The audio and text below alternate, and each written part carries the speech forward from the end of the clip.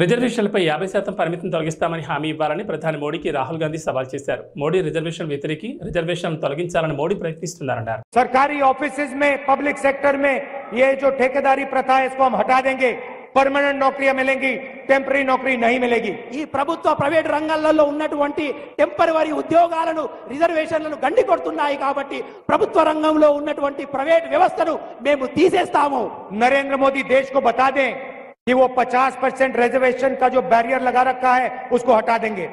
నరేంద్ర మోడీ అంటారు ఈ దేశంలో ఉన్నటువంటి ఆ 50% రిజర్వేషన్ ని కూడా తీసేయాలని అనుకుంటున్నారు. क्योंकि वो कांग्रेस पार्टी करने जा रही है.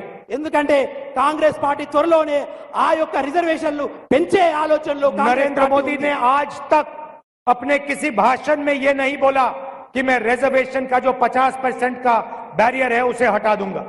ఇంతవరకు నరేంద్ర మోడీ గారు తన ప్రసంగాలలో ఎక్కడ కూడా చెప్పలేదు మేము 50% ఉన్న రిజర్వేషన్ని పైకి పొడిగిస్తామని ఎక్కడ కూడా మాట్లాడలేదు. उल्टा नरेंद्र मोदी और उनके विचारधारा वाले लोग कॉन्स्टिट्यूशन को खत्म करना चाहते हैं, आदिवासियों को वनवासी कहते हैं, प्राइवेटाइजेशन करते हैं.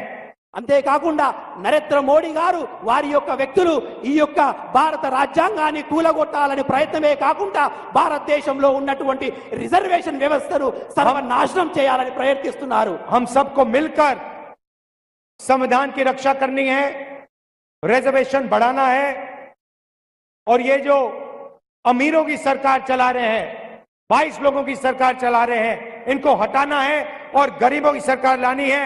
किसानों की, मजदूरों की, पिछड़ों की, दलितों, आदिवासियों की सरकार लानी है. మనందరం కలిసి ఈ దేశ భద్రత కోసం ఈ